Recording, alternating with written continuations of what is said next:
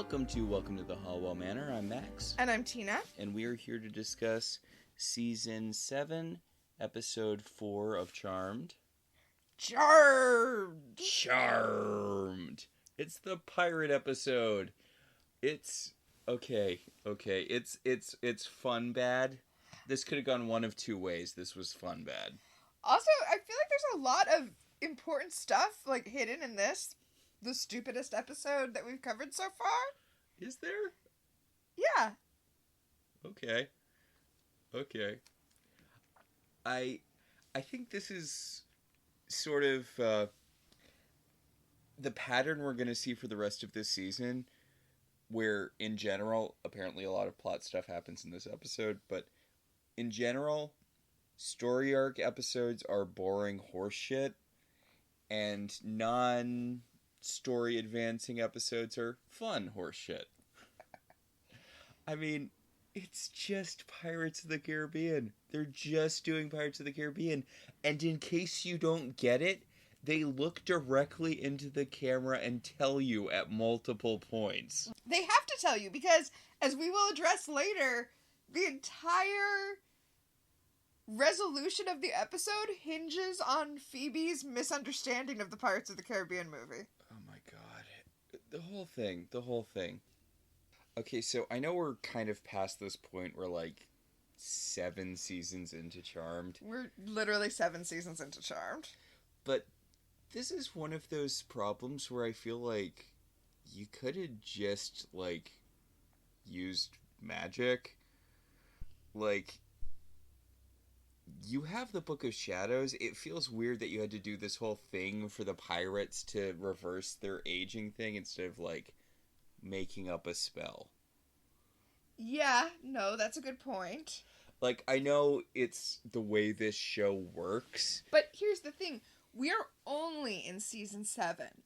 So we haven't gotten far enough, I think, where the sisters could get away with just being whatever, let them keep killing witches. Okay, no, I'm not even saying that. I'm saying instead of doing the whole, we need to find the cup so that they can use the Fountain of Youth, just make up some rhyming bullshit right there and blow them up. Oh, I thought you meant use a spell to heal Paige. Also that. And then, in my assumption, the way the scenario would go is they would heal Paige, and then they'd be like, alright, Paige is better. We got ours. Fuck it. Let those pirates keep going. I mean, also that. They could also do that. That's why I say we're not far enough in the series. Season 8. Are we? Are we not far enough in the series? Not quite. Do you remember the mermaid episode, which I'm aware was 2 seasons ago at this point, but where the mermaid in trouble comes to them and Piper's just throw her back in the ocean.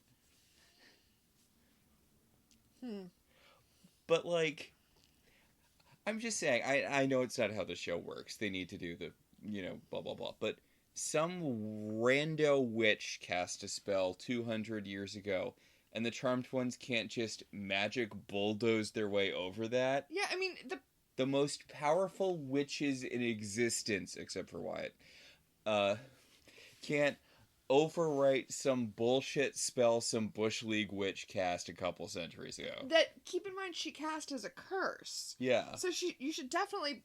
I feel like it should be easier to overwrite a curse than a serious spell. I don't know. Maybe that's not the case. Also, a curse which in no way positively affected her. I mean, she didn't even get to feel like she got revenge on her enemy. She cursed the guy and then he killed her. Okay, so my assumption of... Well, yeah, she never got to get to see the revenge, but she knew it was happening. And you notice they don't explicitly explain what the curse was? I mean, it made him immortal, but he was still aging, I guess. Yeah, they don't say that, but yes, that's what happened. So he's he's 300 years old. He's immortal, but he's not eternally young. Unlike his crew. Yeah. Which, why? Because his crew are bound to him because of Phoebe's misunderstanding of Pirates of the Caribbean. Parlay, the pirate's word. No, you just made it make more sense. Because she says that parlay is the pirate code, and it's that's... Okay, first of all, it's not a real thing. It was made up for Pirates of the Caribbean, and that's not even... You're misunderstanding that, too! Okay, so I'm just saying, you could have turned him into a dog or a chair, and it would have been better revenge. And it probably would have been less complicated mystically. I mean, I'm not a magic scholar, despite having watched quite a bit of Charmed. But, like, I'm assuming just turning him into a dog or a chair or something would be simpler than making him immortal but still aging. Well, because, see, that's only a curse if he kills her. But it's a better revenge, right? Okay, so he says, I want to be eternally young. Or, sorry, not eternally young. I want to live forever. He says, I want to live forever. And she's like, okay, absolutely. And then he's like, haha, and kills her, thinking he's won now. He's going to think he's won for like 10 years, strutting around, before he realizes, oh, wait, I'm aging. This isn't good. I mean, I'm just saying, if she turned him into, like, a tree, you know, I want to live forever. Bam, you're a tree. Then he wouldn't have been able to stab her, and she still would have. You know what? We should get into the actual episode. I really think this is a tastier revenge. See, this is why I should be the vengeance demon. You want to get a sword through the heart? This is how you get a sword through the heart. Not fatal, but unpleasant to vengeance demons. So let's talk about the episode, which we haven't even started talking about yet. Yeah, so the episode opens on Leo, who is now the main character of Charrrmed for some reason. Okay, just to remind you, Leo's super stressed because he killed an elder. No, not Gideon, the other one. Zola. He killed an elder because he was feeling paranoid because what we will learn are the avatars are tormenting him and making him think he's hearing voices. I mean, to be fair, it was Barbas who got him to kill Zola. Like, they were being encouraged by the avatars, or the avatars got Barbas to use his powers on Leo to make Leo kill Zola. The point is, outside forces made Leo paranoid. Leo killed an elder. Okay, so the thing is, they were clearly planning the avatars thing, but the avatars plot makes basically no sense. Their plan to recruit Leo makes no sense. Like, we're going to trick you into murdering a dude, and then you'll be more willing to trust us. It will open your mind to... actually, never mind. It totally makes sense, because that gets him isolated from the other elders, who are worried about him going over to the dark side, yet are doing as much as they possibly can to isolate him. I mean, it sounds wild when you say it out loud, but I feel like that's what a lot of judicial systems are set up. Yeah. Okay. We didn't even get into what's happening, though. Yeah. Because Leo is paranoid that the other elders are going to find out that he murdered an elder under the influence. Yeah. And so he's going to call the elders and just try to act all casual and be like, hey, so, any news on Zola?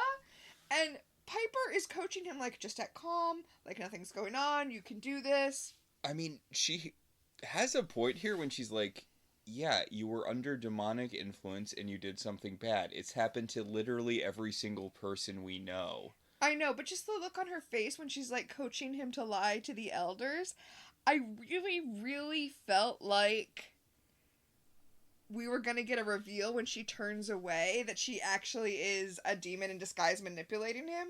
But no, that's just Piper's version of being helpful. I mean, it's not morally great, but it's also not wrong, and given what the elders do when they find out about Leo killing Zola, it's the right move. Yeah.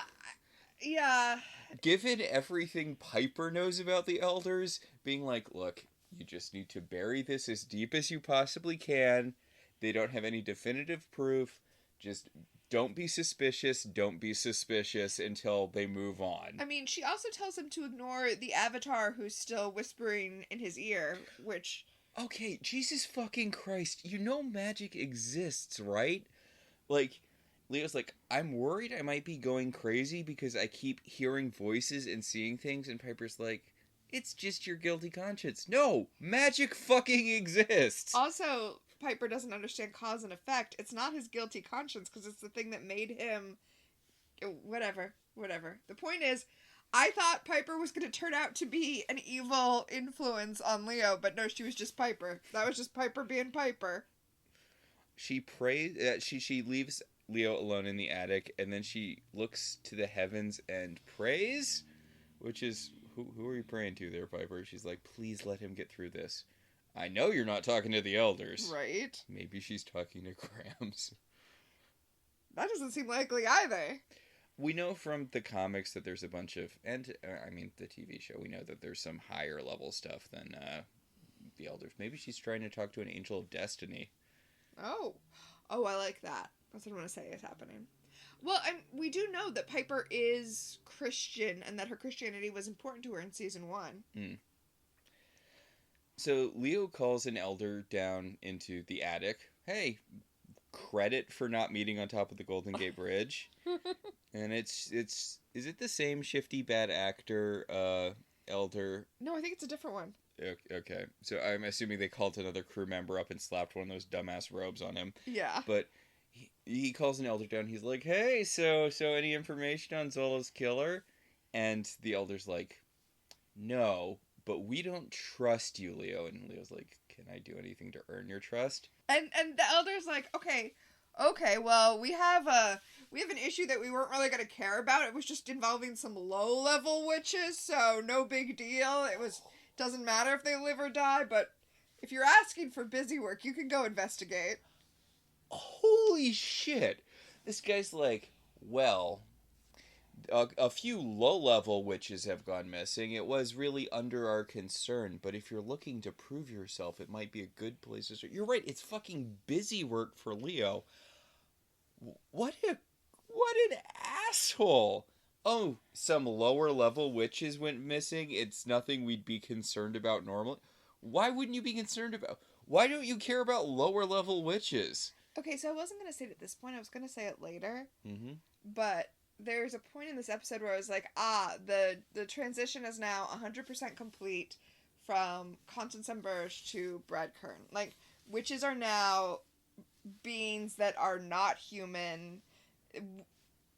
But I feel like this could be it too, where it's like, okay, it's not about Wicca, it's not about female solidarity and sisters.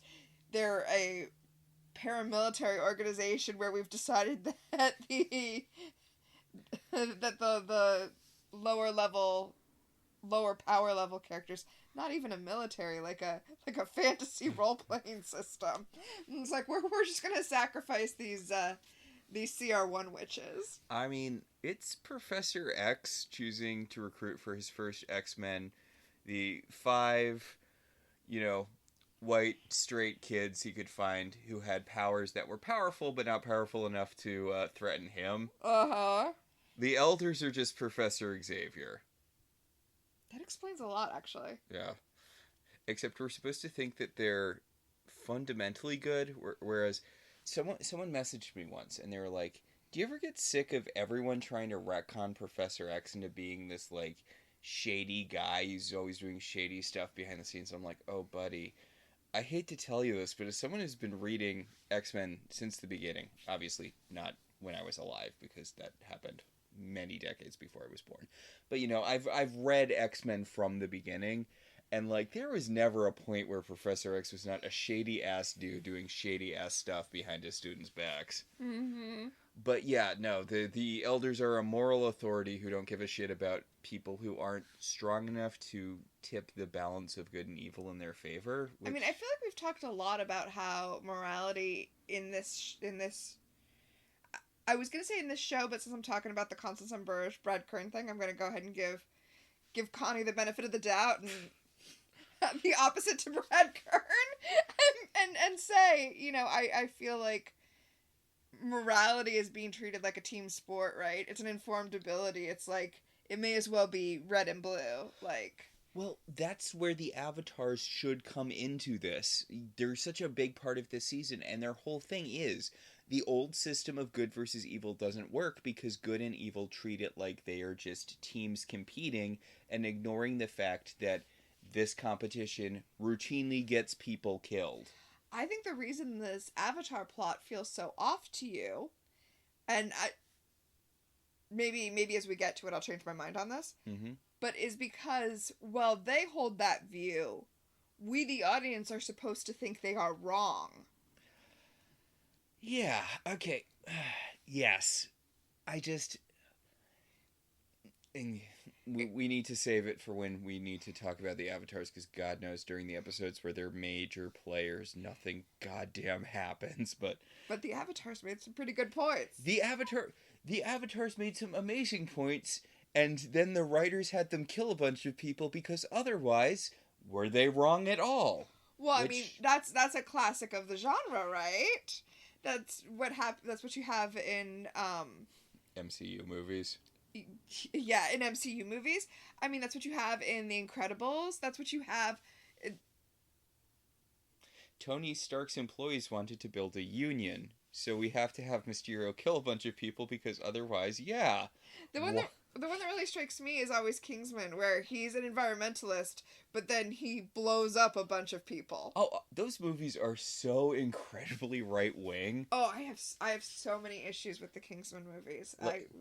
Like, the first one, the main bad guy is a black environmentalist who goes too far. And in the second one, it's a woman who wants to be a CEO, but then she goes too far. That's not even scratching the surface of my problem with those movies, but yes. What were we talking about? Charrrmed. So Leo has a conversation with an elder, and the elder is like, hey, so some witches have gone missing in San Francisco. It was low-level stuff, so we weren't worried about it, but if you want to start working your way back to the light, why don't you start there? And it's like, dude, shouldn't it be your fucking priority to bring Leo back to the light? Why? I know we talked about this a little bit earlier, but why are you all pushing him away when he clearly needs help? Leo's on a PIP. Performance improvement plan, and which is the thing that corporate puts you on, and it sounds like we're trying to bring you back into the fold, bring you back to the light, but what it really is documenting for HR for when they fire you. So Leo is essentially on a PIP right now, and when you're on a PIP, performance improvement plan, that sounds like you could be okay, but no, it means start sending out your resume. Okay, so I was gonna say, why don't they just make him a white lighter again? If you're concerned about him, take away his ability to shoot elder-killing lightning and just make him a regular-ass white lighter again. No, that's even worse because you can't trust him to protect people. Well, they have him in charge of the Charrrmed ones, and I hate the Charrrmed ones, so... I feel like your statements were not as contradictory as you thought they were. No, I think the reason that they don't make him a white lighter again is because they would lose power as a collective. Oh, yeah.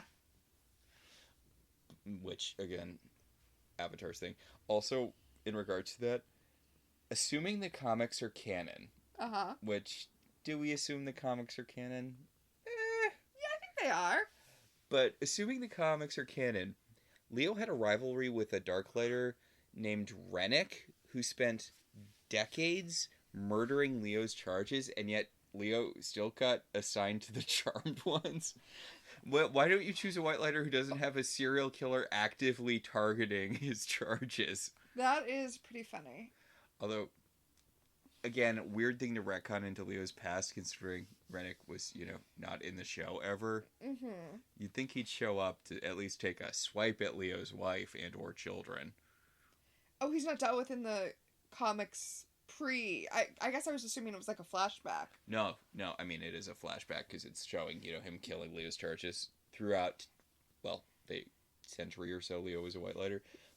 But, he doesn't show up during the show, and they don't have to deal with him until after the events of the show, when he's suddenly like, haha, now I've decided to attack. After they said that we're not having demons attack anymore, now is when I have to jump in. Yeah. Okay. Rennick. No, I do like the idea, though, that the elders don't want to let go of Leo because it will diminish their own power. I mean, what I was positing is that they were preparing a justification to murder Leo, but yours is both darker and less grim. Mm. Anyway, for whatever reason, they're sending Leo to go look after these witches that are being disappeared. Honestly, this feels like white lighter shit. Like, this feels like a white lighter task, and a beginner white lighter task, even. This seems like the sort of thing they should be sending Paige on, because sometimes they're training her to be a white lighter when they remember. Mm-hmm.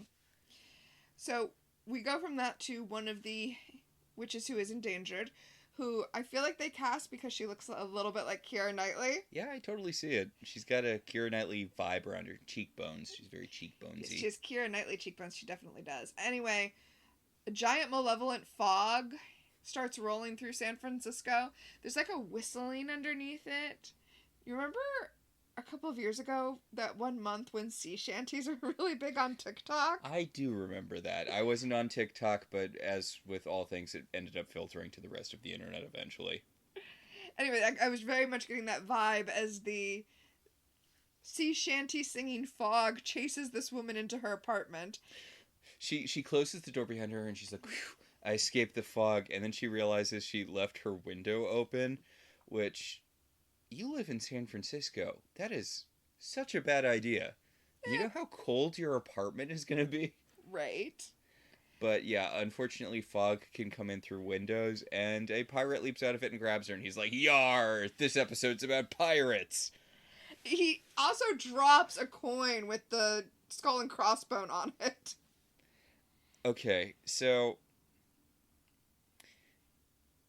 I'm not sure where the pirates got their other powers from. Yeah, because they're just humans. Yeah, it's just a human whose boss was cursed by a witch. Yeah, like, they're all immortal, but when did they get the fog thing? So, Leo, after the credits roll, Leo is frustrated that he can't find the witches. He's tried scrying for them, he's tried sensing them, and nothing. And Piper's like, "Oh, that probably means they're fine, right?" And no, it would mean the opposite of that. It would probably mean that they were dead, right? I mean... Yeah. But what Leo says is, the elders wouldn't have given me this task if it wasn't important. I mean, they told you it wasn't important when they assigned it to you, Leo. I know, right? Maybe if you would pay more attention, you wouldn't be on a performance improvement plan. So, Leo notes that a mysterious fog rolled in right before all of these women disappeared, and Piper's like, "Wow, fog in San Francisco? Yeah, that's an omen of something." Oh, it's even worse than that, because it's been happening in lots of cities where there's fog. So, it's correct that these are associated, but witches disappearing from foggy cities over a span of 300 years is not necessarily something you can inherently connect. I mean, I would just assume there was a monster that hunted in fog and give the book a shot there. Right? I guess, yeah. I guess unless the elders have a way of telling that the fog itself is supernatural. Yeah, I mean, I would assume it was a... Yeah, I guess that would make sense. I mean, mixing up cause and effect, but, it's probably, like, monsters that hunt under certain conditions, so... Yeah.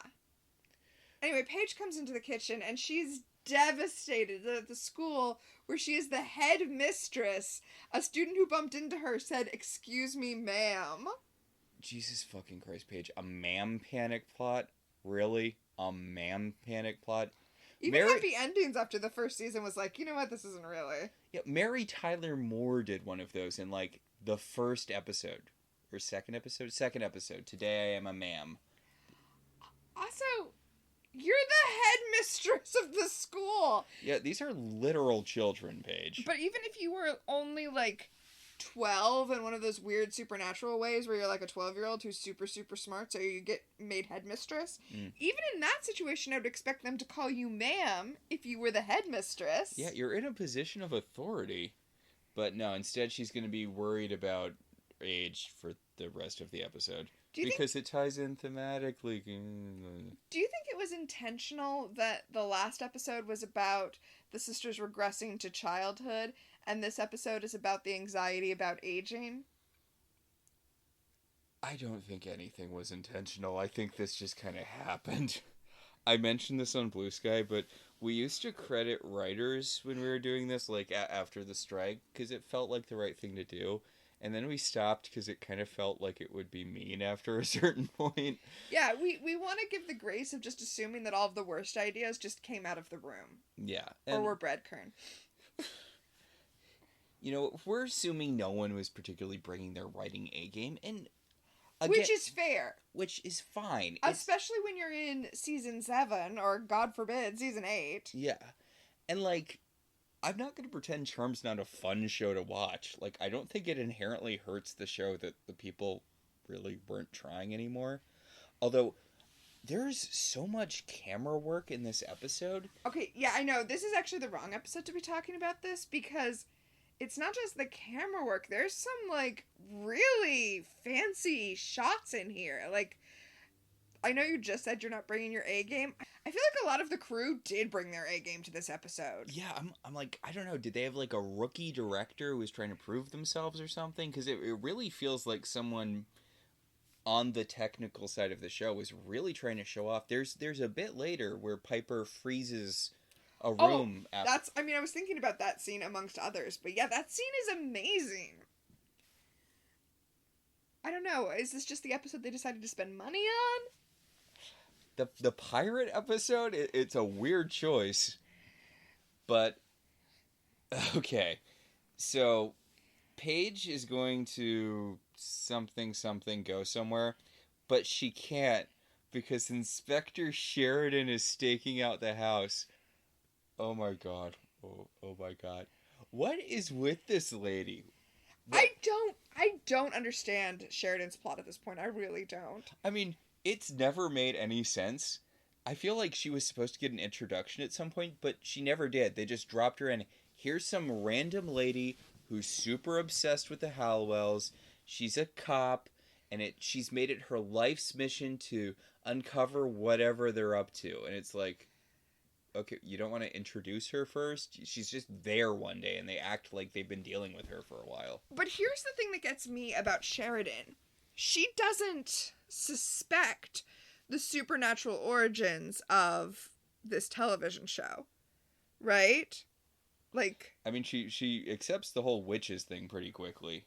Well, but my point is, at this point, what does she think is happening? She's not even looking at them for the disappearance of Chris anymore, which was at one point what she was focusing on. Like, she acknowledges that a lot of weird stuff happens around these sisters, but what crime does she think they're committing? And I'm not saying that she has to be locked into, like, this is exactly what's happening, but, like, if she doesn't know the supernatural origin of all of this, what does she even think is happening? Well, what makes even less sense is if she thinks all of these sisters are connected to some sort of weird secret crime thing. Or maybe she thinks they're like a cult? Why is she working with Daryl? I don't think she had a choice. Well, okay, so she's like, hey, police chief whoever, I want to investigate these 3 women who are involved in a bunch of really weird, mysterious crimes. And he's like, okay, but you have to work with the cop who's been working with them for the past 6 years.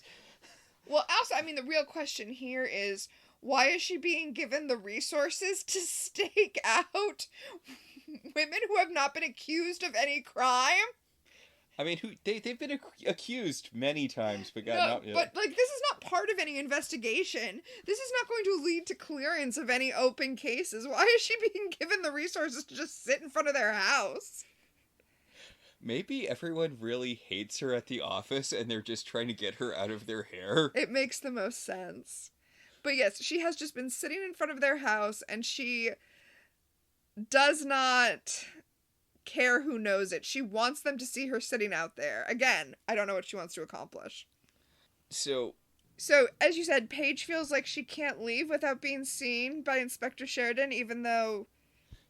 Paige, you can teleport. It's like your main power. She can just go wherever, but she needs a distraction and comes up with a plan. Okay. First part of the plan, Piper, go put together an elaborate breakfast in bed tray to bring down to the car. Where, back at the car, Sheridan is on the phone with the feds who have a blood sample from that one time she was mysteriously knocked unconscious after busting into the Halliwell's house, waving her gun around and screaming, "Put your hands up." So there was blood there after she got knocked unconscious that she somehow got a hold of. and sent to the feds because there's something mysterious about that blood. For testing. For testing. Testing for what? Are they testing for crime? Does she think like She sent the blood to the lab to test it for crime, Max. She sent the blood to the lab to test it for crime. So Piper comes up with the breakfast tray, and Sheridan's like, bribery won't work, and Piper's like, eh, and she freezes her, which, way to remember you know how to freeze people, Piper. Also, if you wanted to leave, you could have just frozen her and then left. Right? But she freezes her, but not Daryl, so that she can ask Daryl if there are any other missing women. And Daryl's like, I'm not getting involved with you girls anymore. And it's like, well, then don't park in front of their house, Daryl. Seriously. Also, I'm not getting involved with you girls anymore, but here's the latest girl who's gone missing, and here's her address.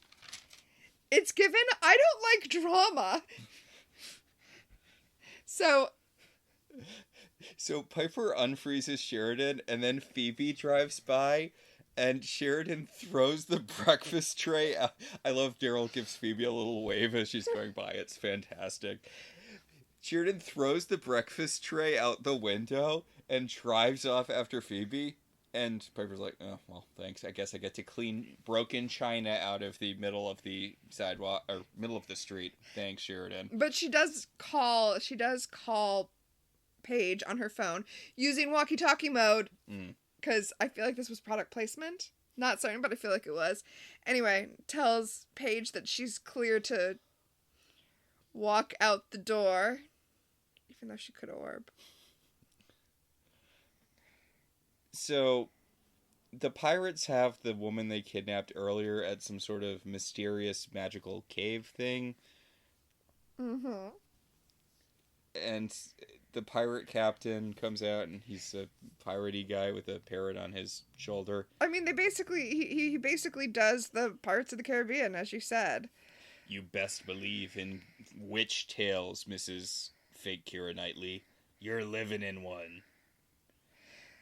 He comes out with a parrot on his shoulder and says, don't you love cliches? Oh, my God. Which is a weird fourth wall breaky thing to say. So much of that in this episode. I don't know if we're past it right now, but the bit where Leo's like, no, we haven't hit it yet. We'll save it for then. But he really wanted to be Barbus here. He was like, you know what? I saw what Billy Drago brought to the role. I'm gonna go out there and I'm gonna ham it up, but it's not the same. It's not the same. They nick the witch with an enchanted knife, and he's like, we're gonna kill you, but we're gonna do it slowly because we need the charmed one's attention. And the woman's like, everyone knows where they live, right? You could just and they don't put up any wards at all. You could just walk into that house. I don't even think they lock their front door. People keep blowing it off if they lock it. So Phoebe... Oh my God. The place that Phoebe has driven off to is the Bay Mirror, the place where she works, but remember is supposedly on sabbatical. Okay, so did Inspector Sheridan follow her all the way there and then decide not to come in, or what? Yeah, he was like, oh no, it's just some awkward flirting. Yes, despite still theoretically being on sabbatical, Phoebe goes up to her office that Leslie's filled with his stuff, to flirt with Leslie. She says, I've come to return your call. And he points out that people usually return calls with calls. And she says, I had to get out of the house because of a pest problem. Phoebe, that's the opposite of sexy. My house is covered in vermin. Ooh. Right? But she... Okay, so Nick Lachey has mentions that at some point she wanted to do a win a date with Ask Phoebe thing, and he's going to do it for her and arrange it so that he wins, so that she won't have to go out on a date with a mysterious stranger. And Phoebe's like, why don't you just ask me out on a date? And he's like, that would be unprofessional. Have you not been paying attention to your whole fucking relationship up to this point, Leslie? Okay, my question is, how did the win a date with Phoebe contest even come up? Because Leslie says that it'll humanize her to her readers and it'll make her feel like she can reach out to them, but her readers are mostly straight women, so who exactly is entering this contest? And also, I think Phoebe's pretty humanized enough as it is, since apparently she basically live tweeted her entire divorce through her column, if we're to believe Elise. that is, yeah. It doesn't make any sense. You know what would make a lot more sense? What? If Leslie wrote an article that was going on a date with San Francisco's hottest relationship advice columnist, right? Like, you don't have to come up with the contest idea. That's... Especially if you're just going to rig it so that you win anyway. So that she doesn't have to date one of those freaks who read her column. Yeah. Anyway, Leslie presents this to her as though he's asking permission, but it has already run in the paper. And... Is he assuming that she doesn't read their paper? Which she has, so she keeps asking him these leading questions like, isn't there anything else you want to tell me? Whatever. So, Paige is visiting the missing witch's girlfriend. We have our first confirmed gay character in Charrrmed. Mm-hmm. I know that they revealed the pyrokinetic kid was gay in the comics, but we're going to count... This is the first on-screen gay character who is mentioned to be gay on screen. This is one of the things I was talking about how this episode has some serious stuff in it for being the dumbest episode. Yeah. Okay. The girlfriend tells Paige... I'm sorry, go ahead. Well, yeah, no. Okay, so in the middle of the goofy-ass Pirates episode of Charrrmed, here's a incredibly blunt, kind of dark conversation about the fact that the police will not investigate crimes that happen with gay people, even in a city like San Francisco. Like... Yeah, she says the police aren't taking her seriously. Because they're a lesbian couple. Yeah, Paige asks her if she's gone to the police about her missing girlfriend. She's like, I did, and they didn't take me seriously. They don't take people from our community seriously, which is true. I forget the serial killer. Do you remember which one? He mostly targeted gay men. Jeffrey Dahmer. Yeah, Jeffrey Dahmer. Like, one of Jeffrey Dahmer's victims escaped from him and went to the police, and the police... brought him back to Jeffrey Dahmer. Yeah. Yeah. Because they thought it was... Yeah, anyway. Like, this is a real thing that actually happens, and it's something incredibly dark to drop in a random episode of Charrrmed. Like, I guess... I mean, I'm glad that they're acknowledging the realities of being queer in society. Like... Well, see, the thing I was thinking of was Kitty Genovese. Yeah. Who became known for the bystander effect, right? Where, you know, nobody called the police, supposedly. Actually, lots of people called the police. And it was a little more complicated, and one of the complications was that she was a lesbian. Like, she was publicly murdered, if you don't know the Kitty Genovese case. Yes. And people cite it as, like, the bystander effect. She was murdered in public and no one did anything, except lots of people did, but... So, weird thing. I guess it's nice that they acknowledge the realities of it, but it's a very odd thing to drop here. Also... You know, it's not real. That you have to wait 24 hours before reporting a missing person. Yeah, I mean, they're not going to do anything about it, but you can report one right off the bat. Well, I just want to make sure that people know that if somebody disappears under mysterious circumstances, police will not wait. Like, I believe the police waited 24 hours in this case. Like, that makes sense. That's what she said.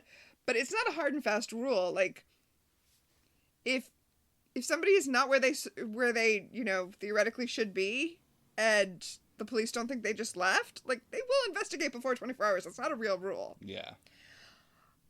Also, I was actually looking into it because I was like, I needed more information about where this, like, myth came from. Mm-hmm. And Charrrmed is right on the cusp of it, but police almost never wait 24 hours now, specifically because everybody's so reachable with cell phones. That it's really hard for somebody to disappear for 24 hours and it not to be nefarious. Yeah. Whereas, you know, in the 80s... Yeah. In the 80s, you could just leave on vacation and not tell anybody and nobody could find you. Yeah. I have to wonder if people who have two families is less of a thing now because of how interconnected everyone is. Oh, I can't imagine how you could get away with it now. Yeah, I mean, also, it would be a lot harder to afford that these days. 2 families in this economy? But, yeah. So, Paige... Actually, I'm not sure how she finds the pirate's lair. She used the coin to locate it. Oh, so probably scrying, maybe a spell. Oh, you know what? There's a lot of ways you could find it. But yeah, it does jump like immediately to just her going down into the pirate lair. Yeah. Which is just all of the underground demon sets, but dressed with lots and lots of pirate treasure. And steam. They are using that fog machine.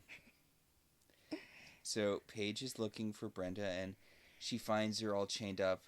But she's also like super tired, you guys. She's like, "Get away, hurry!" And the pirates. But she's like half asleep. She's like, "Run!" Yeah, the pirates all come up to Paige. You know, they've got their swords out. I'm sorry. I just want to say, I'm not throwing shade at the actress. That's the plot. She's like been drained of energy. Yeah. I don't want to be like, I don't want people to think that I was saying that the actress was just unenthusiastic, which has been known to happen on Charrrmed. All the pirates like show up and they're all like, they're several feet away from Paige, and I'm just, ABO Paige, always be orbing. You don't need to stand there and let them introduce themselves and tell you this, that, and the other thing. Okay, I feel like you're being really unfair right here, though. Why? Because she actually does orb pretty quickly. Oh, you meant orb away. Yes. Oh, yeah. Yeah, she doesn't orb away. Instead, she orbs one of the pirate's scimitars into her hand and then runs through one of the pirates with the sword. Like, no hesitation. She's ready to kill a man with a blade. But, like, it's not like the pirates are in between her and the injured witch. The pirate captain's like, you'd never leave an injured witch behind. And it's like, yeah, she could lean down, touch her, and orb out. Why are you not doing that, Paige? I feel like Paige has a lot of anger in her, and it didn't even occur to her that she would do anything other than fight. It's not even about saving the innocents. It's just about, like... It's not about saving the innocents in Charrrmed? No! Anyway, the pirate captain is talking about how there is a gathering storm. It's very Buffy, you know, from beneath you it devours. Yeah, because we need to throw some lip service to the Avatar plot. But that's another thing I meant. This is the first episode where all the characters start saying, the gathering storm. Mm. Well, I mean, they have been talking about a new power is rising, blah, blah, blah, blah, blah, blah, blah. Mm-hmm. Paige is standing here for so much talking. Okay, again, to be fair, even though we did compliment special effects that are going to come later, it felt like the orbing effect made her have to stand still. She lets them do a whole speech. She lets the pirate captain take a knife from the guy she stabbed, walk over to her, and then cut her on the shoulder. Girl, you can teleport. You could have teleported at any point during that. Why did you just stand there and let the guy walk across the room to cut you on the shoulder? Yeah, I guess this whole episode is a pretty unforced error. So the pirate captain's like, hey, so did you... He turns to the guy that Paige stabbed and he's like, hey, so did you find that magic cup that we need to break the immortality thing? And the guy's like, no. It's on my list! God! And the pirate's like, don't worry about it. We'll just make the charmed ones do it. This episode was running a little short. We needed to throw in this one scene. So back at the manor... Leo is healing the cut on Paige's arm, and Piper is just yelling at Paige for running off on her own without any backup or knowing where she was going or what was going to happen. And I'm just like looking at Piper and I'm looking at Phoebe and I'm like, what should Paige have waited for? Who was going to back her up? I mean, Piper likes killing people. Piper's all dealing with whatever's going on with her husband, and Phoebe is Phoebe. So, yeah, Paige ran off on her own. Yeah, I mean, I guess it's... Paige, you just got the magic school plot. How are you already this done with it? Because she realized that she was going to be at the magic school. They were going to call her ma'am. Yeah, so she's feeling woozy even after Leo heals her. And Piper's like, oh, guess you're really feeling your age, ma'am. And Paige is like, whatever, you're the older sister. Yeah, Paige makes a lot of weird "you're older than me" comments to Piper this episode. So many that the Charrrmed wiki felt like it needed to point out that Holly Marie Combs is younger than Rose McGowan. Yes. So Phoebe comes in and she's like, boys! And Piper's like, later. Our sister almost got killed by, get this, pirates. And... Oh, and then Phoebe unfortunately says, you mean like sexy Johnny Depp pirates? Oof. Ugh. Johnny Depp is not sexy. Yeah, so they haven't been able to find anything about pirates in the Book of Shadows, so Phoebe is going to go to the office and talk to their media guy about pirate movies. Okay, this is such a weird moment because the guy that she's talking to is an actual LA film critic. And so he gets like one line about pirates before Nick Lachey comes in and is like, hey, shut up. Listen to what I have to say about pirate movies. And like, did he win a contest at work or something? The movie guy? The movie critic. It's so weird. Yeah, it's very odd. He has one line before Nick's like, Nick, because we're good friends. Nick Lachey comes into the, he bursts into the conversation. He's like, I used to watch pirate movies with my dad. I love that one that nearly destroyed Gina Davis's career. And Cutthroat Island. And stole David Harbour from us for decades. Like, I'm glad he's getting work again, but like, I can't believe that one movie buried him for decades. And Gina Davis, too. And Gina Davis. It's not that bad a movie. Yeah, like, it's weird. Yes, it was the end of pirate movies being a thing, but, like, Gina Davis was still 17 feet tall and gorgeous. David Harbour still has the voice of an angel. Back at the police station... Wait, do you not like David Harbour's voice? He's got an amazing voice. No, I do like David Harbour's voice. Would you not describe it as the voice of an angel? It felt like a bit much, but I'm sure. Oh. It's also not the feature of him that, like, I feel most drawn to.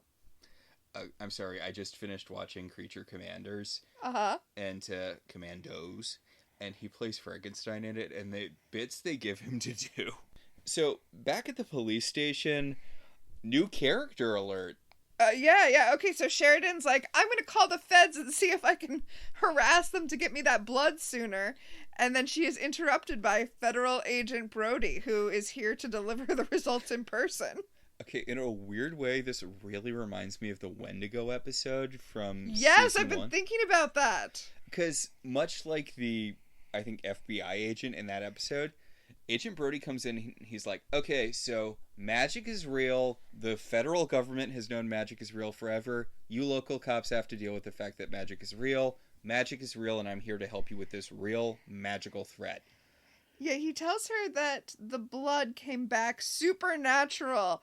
It has 3 helixes instead of 2. And so I guess they tested the DNA. Mm.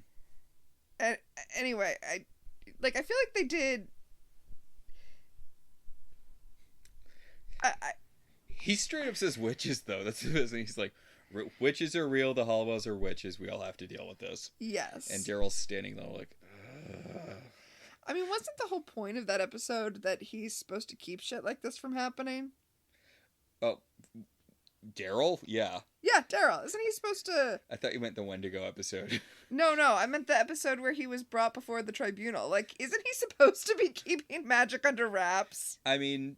This isn't on Daryl. He has to be sitting there thinking, like, the cleaners can't ding me for this, right? Like the cleaners aren't going to ding me for this, right? It's not me. The federal government apparently knows about magic. This is going to be kind of a running plot next season. Well, until yeah. they get bored with it. So, yeah, the cleaners were huge assholes for trying to kill Daryl for exposure. Yeah, there's a whole fucking initiative out there. Yeah.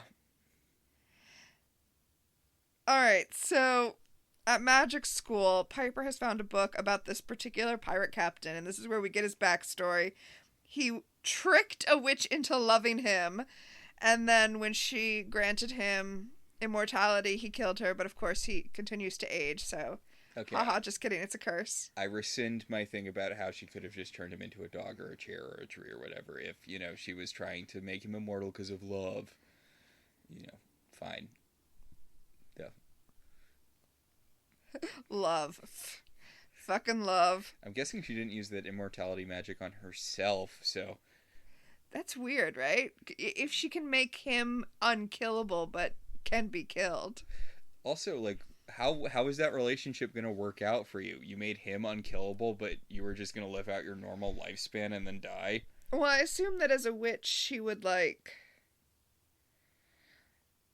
hang out with him as a ghost? I don't know. I don't know what her plan was. So, Paige is being forgetful, and also she's dropping stuff because she's been infected by... Age. Yeah. She's been to the island where everyone is old. The beach. The beach where everyone gets old. Yeah, the beach that makes you old. She went to the beach that makes you old.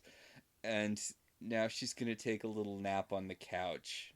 Back at the police station, Sheridan is checking with the FBI because a guy burst into the police station and was like, witches are real, so yeah, you should probably check to make sure that he actually works for the FBI. That's funny because TV shows don't usually show that part of it. Yeah. I mean, Homeland Security, which, not the FBI. Daryl says, what part of Homeland Security? And Agent Brody's like, I'm sorry, that's a really dumb question. What part of Homeland Security? The part that keeps Homeland secure, Daryl. Well, I mean, he is pretty heavily implying that he's from the X-Files part of it. Yeah. Okay, the weird thing is that this guy looks so much like Cole and Andy had a baby. Yeah, again... referencing the Charrrmed Wiki again, even the Charrrmed Wiki is like, people often mix him up with Cole. He looks a lot like Cole, and not that much, and he looks kind of like Andy, too. It's weird. It is weird.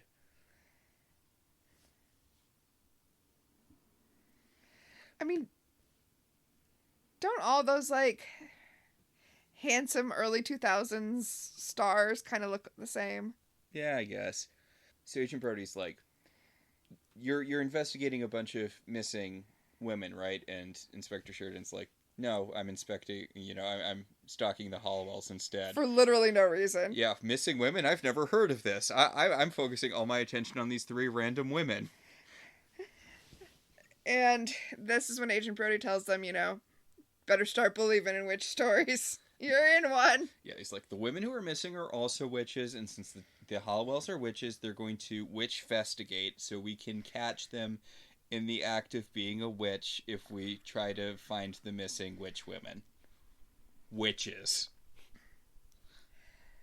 Phoebe and Piper go to the pirate lair, and they discover the innocent, although she has now aged a lot and is, about to die of old age. I'm 40 years old. Time to die. Exactly what I was thinking. But... And then she does. And of course, the sister's first thought is, the innocent is dead, but Paige was also infected with this. We better go save her. Yeah, well, to be fair to them, kind of, she's like, it's too late for me. Go save Paige. And I'm like, well, you could have at least tried busting out a couplet here, right? Right? But yeah, they immediately race back to magic school and... Be brave and be bold. Make this woman not be old. There you go. You should be a charmed one. Except not because you care about innocence. Yeah. Anyway, Paige is super old and she's like, okay, now you can call me ma'am. Wah wah. Also, the Charrrmed Wikia points out that there's a continuity error because she's wearing different shoes as an old woman, even though her outfit's the same. And I'm like, well, she could have had a different pair of shoes, in her office. She could have been like Melanie Griffith in Working Girl. Exactly. The sisters call Leo to heal her, and Leo's like, I can't heal age. It's just a thing that happens. Your body, it breaks down. Again, I really feel like this is the sort of thing you could counteract with magic. Like, not healing necessarily, but... So, the pirate's parrot comes with a message, and Piper's ready to blow up that bird. She gets ready to blow it up, and Phoebe's like, no, wait, he has a message. He says, by the way, shiver me britches, shiver me witches, and I just want to say, shiver me britches is what he says. No matter how you heard it. All right. So, the sisters are summoned back to the cave. They were just there! You could have had this conversation with them then. Why did you let them go back home? I hadn't thought about it before we started talking, but this episode could have been tightened up a little bit. Anyway, they show up and are immediately captured by the pirates. I'm just saying, I want to see how this immortality thing would stack up against being blown up by Piper. That is a good question. Like, being stabbed and living, fine, whatever. Being a bunch of bloody pirate chunklets on the floor. I'm just saying, it's how Buffy... If it was good enough for Buffy to beat the judge, it's good enough for Piper Halliwell to take out all these rando pirates. Yeah. So, Phoebe invokes Parlay, that everybody knows about from Pirates of the Caribbean. She looks right into the camera and says, from Pirates of the Caribbean. And this is where I said she says Parlay is the pirate code. That's not right. But basically what she's trying to do is unionize these pirates. She's like, you know what? You're the ones who create value. Why are you serving him? And why are you having to be cursed just because the man you work for is cursed? And the guy's like, well, we're less cursed than him. He was aging while immortal. The rest of us are still young and hot while immortal. But, I mean, I guess it sucks because... you're saying that because that's what you think it would be like. But he does say it's a fate worse than death to be tied to this old guy. I mean, but what's the worst thing that would happen if you just stopped working with him and got a job as a barista somewhere? I mean, I think they're going through that ancient creature thing where they're like that vampires go through in some stories where they're just sick of being alive and they can't do anything about it. Yeah, but if you assume that will break the curse and you'll die horribly if you don't hang out with him anymore, wouldn't that be at least worth a shot? Yeah, I would think so. Again, what's the worst case scenario if you're not following this dude around and doing whatever he says? I was going to say maybe they physically can't leave him, but they must be able to because, spoiler alert, they are able to kill him. Yeah. And also they, do stuff without him. He sent them out to kidnap that lady. Yeah, but that was, on his orders. I mean, Yeah. Huh. Anyway, that doesn't matter. What matters is he tells the sisters that they need to go find the Fountain of Youth. It's the only thing that can cure him of the curse. I mean... Also, where did they get the fog teleporting thing? I'm assuming that wasn't part of the... Yeah, I don't think that was part of the curse. Also, just to kind of add to your thing here, it's not that the Fountain of Youth will cure the curse. It's just that it's a different magical thing. It will make him young. So, yeah, couldn't they have just cast a spell? Did it have to be the Fountain of Youth? I think I missed it earlier, so I'm just going to mention it here. There's a bit, we're very heavily into the breaking the fourth wall part of Charrrmed. There's a bit where Leo is working with Piper, and he asks her, didn't you miss this? And she's like, late nights filled with endless exposition. No, I didn't, which felt very, wink at the camera-y. That is very well breaking, yes. So... She's gonna go find the Fountain of Youth, and she tells Leo that he has to babysit his own children. And Leo's like, I know we did the whole thing with Wyatt last episode where I said I was going to be around more because he created an evil duplicate of me. and then try to use it to kill himself, which we kind of glossed over last week, but Yeah, it's pretty dark. yeah, the whole plot of the last episode of Charmed was Piper and Leo's infant son attempts to commit suicide in order to bring his parents back together. And it works.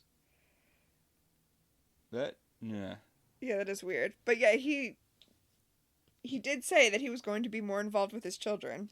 Yeah, but he's worried. He's like, can I be trusted around my kids? You know, the voices, the, active hallucinations. And Piper's like, just if you start hearing voices or seeing floating evil heads, just lay on the floor until they go away. If you feel yourself starting to turn evil, just stop. Stop it. Stop it. All right, so I think this is the scene that we both were talking about as being... Oh my God. Above and beyond? It's so unnecessary. Okay, so now we have a heist sequence because to get the out of fucking nowhere. Because if they are going to open the Fountain of Youth, they need that golden cup you were talking about earlier. And they have to steal it from, like, the most fortified museum ever. They have a giant laser grid around this random-ass golden cup. They've been to museums before, right? I mean, they want to do a cool heist sequence. So, Piper freezes the lasers. They're now frozen in place, but Phoebe still has to... do a sexy dance around them. Right, because she still can't cross the lasers. And this was very of the time. Charlie's Angels had one. Okay, I'm going to say this controversially, maybe. Okay. Some stuff aside, some stuff that has aged very poorly aside, the Mick G. Charlie's Angels movies are kind of perfect.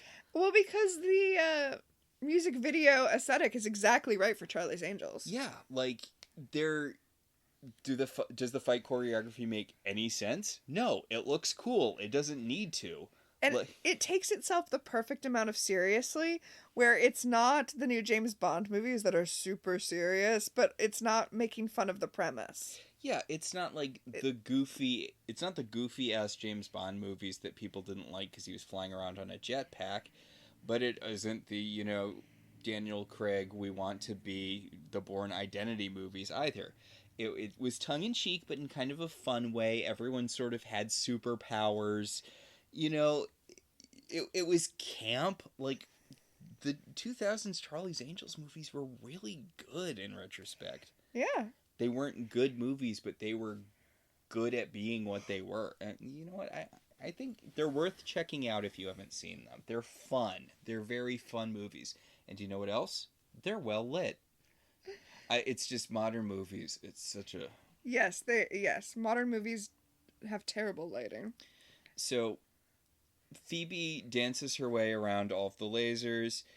Piper blows up the thing containing... the glass case around the cup. And then freezes it mid-explosion.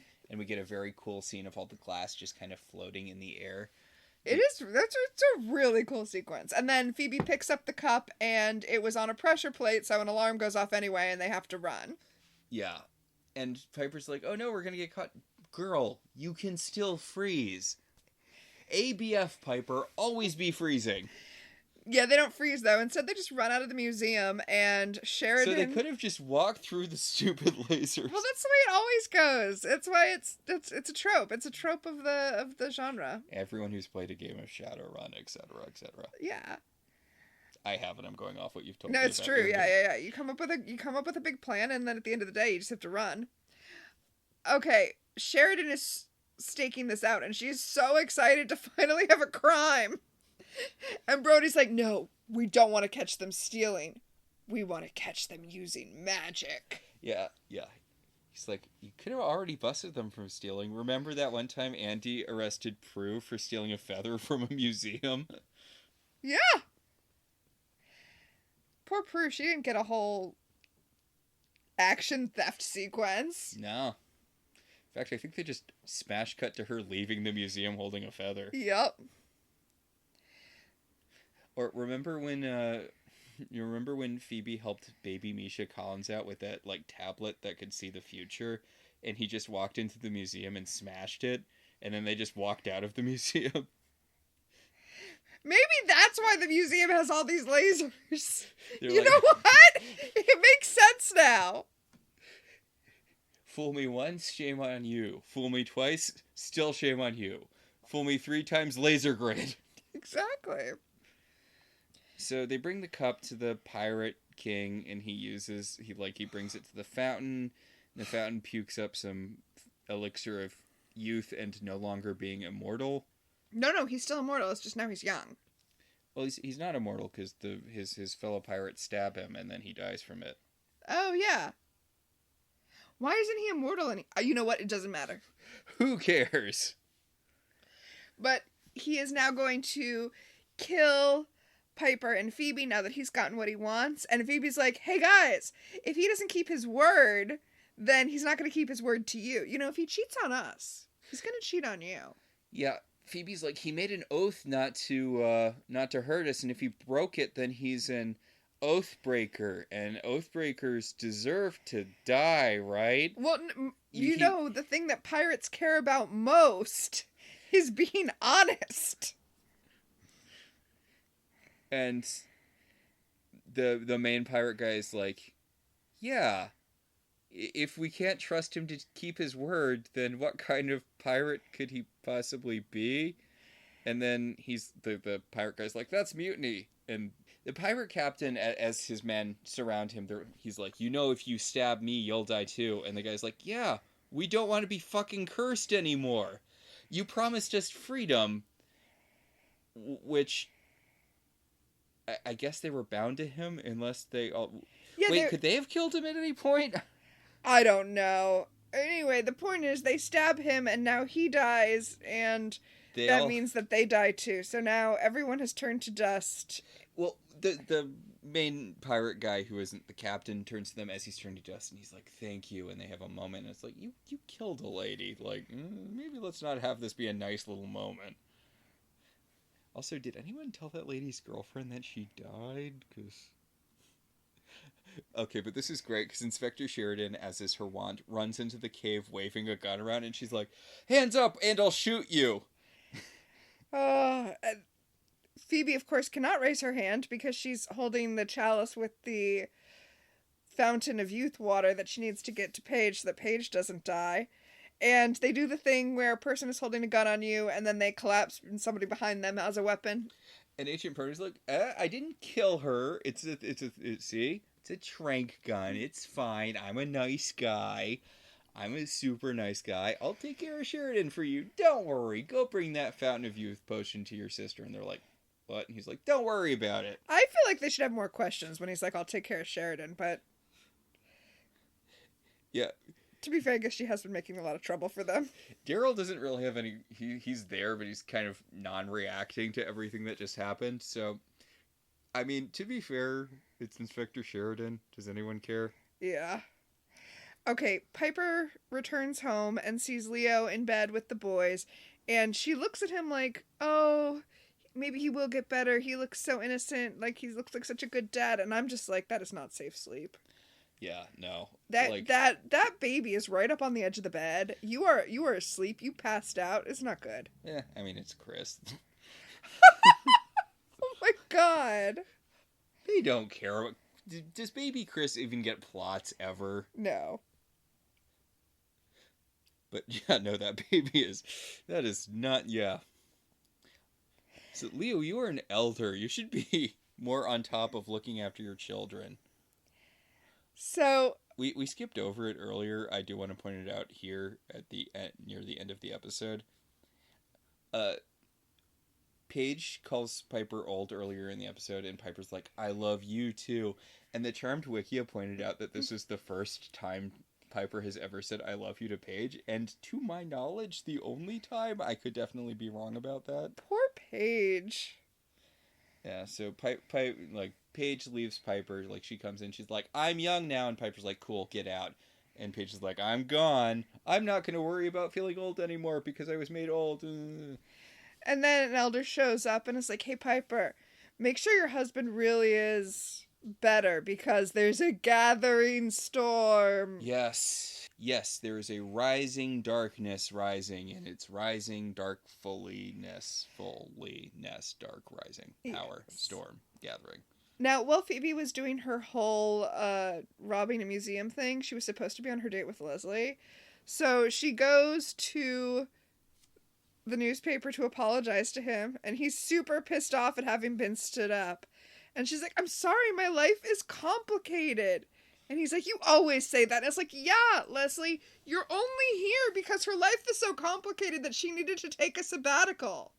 Because she repeated advice in her advice column. Okay, but he doesn't have to know that that's the detail. Like, the point is, she was having a little bit of a mental breakdown and needed a sabbatical. Like, maybe don't pursue her romantically. Yeah. So, Leslie accuses her of being afraid of love, and she's like, if I'm so afraid of love, then why have I sexually harassed you multiple times at work? Which, I don't think those two things are related, Phoebe. Sexual harassment is about power. Well, he's telling her that she really is in love with him, and she needs to just admit it. Phoebe says, save your advice for the readers. And Leslie says, you read me. And then grabs her and kisses her. Yeah, she's like, I do read you.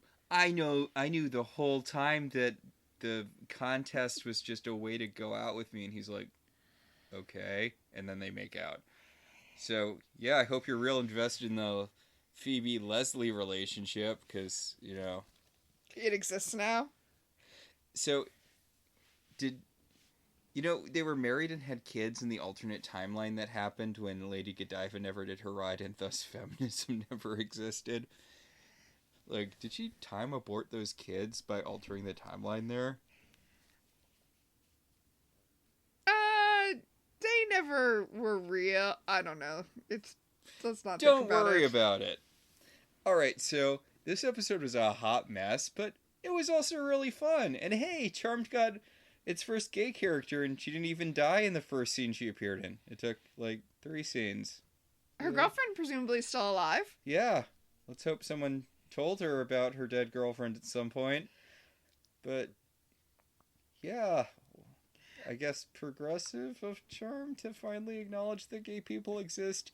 7 seasons into a show that takes place in San Francisco, we finally have acknowledgement that gay people exist. Yes. But you know what? As stupid as the premise, let's steal Pirates of the Caribbean is. As stupid as the everything in this episode is. I mean, I enjoyed it. I do enjoy this episode. And there's some stuff in here that's actually really worth watching. Yeah. Unlike in the next episode. Oh, 6 feet under? Ugh, barf. Yes, the Peacock description says, Paige errs and casts a spell that blocks all death from occurring. So it's basically that one fairy tale. Yeah, except, or that one episode of Xena, or lots of things have done this. It's not a good episode. But, you know what's after it? PMS Werewolves! Oh my god. We just have to get through the stupid, death doesn't exist. There's a thing where a guy comedically gets a cannonball through the chest. But we just have to make it through that, and then we're at the PMS Werewolves That's episode. not what a blue moon is! Okay. We'll get to that. They eat that one guy from Bones. Oh my god. The guy with the curly hair who dated the art lady. Who's also the too young doctor on that one episode of Friends. Oh, weird. Yeah. Alright. I think there's some segments. Oh yes, much like the Charrrmed ones, we have our own power of 3. The first power in our pack is Premonition, who in this episode was, or will become famous. You had someone for this. Yeah, so Agent Brody is played by Kerr Smith, who was on Dawson's Creek and also was Carter in the first Final Destination movie. He's he's the mean jock who fights with Devon Sawa and gets kicked off the plane. Yeah, he's one of the people who survives that movie, theoretically, except not really. I mean, he doesn't, but I mean, spoilers for Final Destination. He dies. Does he survive? He presumably dies the frame after the movie ends. Yes, he technically survives the movie. He's dead in the sequel, but the movie stops before he dies. Like a frame before he dies. Okay. A frame before he dies, but he technically survived the movie. I learned a lot of stuff about Final Destination when I rewatched it because I got in the mood to rewatch it after I was checking out Charrrmed. The first two movies are really, really good. And then it just all becomes about the increasingly overcomplicated kills. Well, I thought, yes. Which, I'm not going to pretend the first two movies didn't have some of them. I mean, they definitely have overcomplicated kills. But they mix them up with the girl who just gets hit by the bus. Yes. Sean William Scott getting decapitated by the train. They mix it up, which makes it work better than just every single death is a Rube Goldberg-esque thing of things going wrong until someone dies. Well, I would say the train is actually that too. Because the thing about the deaths in the Final Destination movie that I like is that you keep thinking they're gonna die. You know what it really reminds me of? Randomly? What? Buster Keaton. Yeah, it's a Buster Keaton movie if Buster Keaton didn't survive the stuff that happened to him. Yeah, because there's all of this stuff happening in the background where one thing leads to another thing, and you keep thinking, oh, that's how they're gonna die. They're gonna slip in the soap. But no! The soap actually causes the toaster to fall into the tub, and you're like, oh, they're gonna get electrocuted. But no, it actually causes the power to go out! Like, it's, I like that. And I would say that getting decapitated by the train is that, because he's actually decapitated by a piece of metal that the train kicks up. Yeah, I guess. I really liked the first two movies. I appreciated that the third movie was trying something with the whole, they have the photographs of everyone who's on death's list from the night when they didn't get on the roller coaster. Uh-huh. And something in each of the photos suggests the way that the person dies. And they're trying to figure out what in the photo suggests how the person dies so that they can avert it. Uh-huh. Like, I think that was a kind of a fun thing. Then the series just kind of fell off, and it just felt like, like how the Saw movies stopped having plots really and just were about the more and more complicated death machines. That was what Final Destination did, where it's just like, okay, you know what? We're giving you 5 to 7 people, and, Okay, but here's the thing that struck me about the Final Destination movie. Yeah? I learned that the Final Destination movie was originally conceived as an episode of The X-Files and then was adapted into a film instead. Mm-hmm. Which means that those two random FBI agents that are in the first Final Destination movie were initially going to be Mulder and Scully. But also, now you have Agent Brody out here doing his spooky Mulder. Mm. And I just felt like it all kind of fit together in a weird way. Yeah. Also, apparently the new Final Destination movie is supposed to be good. Although I saw the most damning with Frank Praise thing where someone online was like, I really like the new Final Destination movie because it was actually like, well, they're like, I don't know if I liked it because it was actually good or if I liked it because it was a competent, well done movie unlike the last 3 entries in the franchise. And I'm like, but I have heard that it's much better than the last few movies have been. I'll probably watch it on Hulu when it's on Hulu. Yeah, I did watch the one. I don't remember if it was 5 or 6. It's the one with the guy from Trial and Error in it. Uh-huh. I don't know which one that is. It's the one that turns out to be a stealth prequel to the first one. I do love that concept. But I heard that this one might actually address why people are getting the psychic visions, which was kind of why I was watching the franchise, because I thought that they were going to... I mean, that makes sense, right? Final Destination Bloodlines. Yeah. Although, it's one of those things where I'm like, I was watching in hopes that they'd explain it, but also explaining almost always ruins stuff, so... Mm-hmm. But, why are these people psychic? That might be a fun thing to know. Also, the woman who played Old Paige is not somebody I recognized from anything in particular, but she's 20 IMDb credits that are all old woman. It's a she found her niche. Work if you can get it. Yeah. So the second power in our pack is Time Freeze. What specifically dated this movie, Pirates of the Caribbean? I feel like it's cheating to say you stole your concept from something that was out at the time, but oh my god, yeah. It's Pirates of the Caribbean. This was when Also, speaking of Johnny Depp, as though he's sexy. Ugh, yeah, God, that aged horribly. But okay, So, someone pointed this out, and I'm like, that is kind of weird that Pirates of the Caribbean didn't kick off a new Pirates craze, because those movies did so well. Like, that was, like, a major franchise. Even when they started doing the films no one cared about, where it was all really bad. And it is weird that didn't kick up a pirate craze. Like, were people really that scared from the failure of, what was it, Cutthroat Island? Yeah, I think people were just done with pirates. Yeah, but, like, usually when there's a big tentpole movie like that, like, Lord of the Rings kicked off, you got Aragorn, the movie based off of that book that was written by a 15-year-old, which was really impressive until you found out his parents owned the publishing house that published it. The Narnia movies. Like, there was a bunch of stuff that got greenlight because Lord of the Rings was big. You'd expect some more pirate projects to come out. I mean, I guess they're probably pretty expensive to do.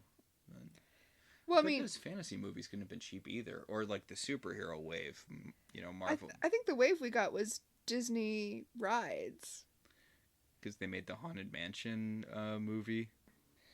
Yeah, no, I don't know. It really feels like the sort of thing where other studios would have been trying to ride that wave, so to speak. But no, that is surprising. So now that Sinners has been doing really well, are we going to get a bunch of, I guess it's just going to be vampires, right? And vampires are always kind of in vogue. Yeah, nobody ever gets tired of vampires. Yeah. All right, I think that'll take us to the final power in our pack, telekinesis. What, if anything, genuinely moved you? Like, the scene where the witch's girlfriend talks to Paige about how the police aren't taking her seriously because they're a gay couple hits shockingly hard given the content of the rest of the episode. Mm-hmm. Like, and the actress did a really good job with it. Like, maybe it's just because everyone else is on not giving a shit mode, but I'm like, oof, this is way too real for Charrrmed. I mean, for me, it's that does hit hard, yes. But also, at the end of the episode when Piper looks in on Leo, and then when she, like, goes in and closes the door, Godfather style, it's just, she's so concerned about the trauma he's going through. That was another thing I was thinking of when I said, it's a pretty heavy moment for the dumb pirate episode. Which, I appreciate that they are really leaning on Piper and Leo's relationship. Like, I know they were trying to get away from it when he was an elder or whatever, and that was a big mistake. Like, this, like it or don't, Piper and Leo as a couple are a pillar of the show. It's true. And Brian Cross kind of needs help when it comes to carry him a little. He's doing fine with this. I mean, I complained about it at the beginning of the episode that Leo's now the main character of Charrrmed, but it's nice that he's getting his own plot, and it works. I'm honestly enjoying the Dark Leo stuff. Mm-hmm. But, like, I mean, I'm ready for Avatars. I know that I'm excited. I'm excited for Avatars. Oh, all right. I think that'll about do it for this week. Yeah, I think that'll do it. Our show is partially listener supported. If you want to be one of those supporters, head over to our website, www.welcometotelevision.net, and click on our Patreon link. We'd like to thank our current $5 and above patrons, Beryl, Patricia, Rosa, Ryan, Maricruz, Benjamin, Kate, Jen, Dan, Anthony, Daniel, and Hippolyta. If you'd like to support the show in other ways, you could always rate and review us on Apple Podcasts. It helps other people find the show. If you want to talk about this episode or any episode of any television show, you can email us at ilovetelevisionzines@gmail.com, or you can find us on Blue Sky at Welcome to TV. So until next time, I'm Max. And I'm Tina. And this has been Welcome to the Halliwell Manor.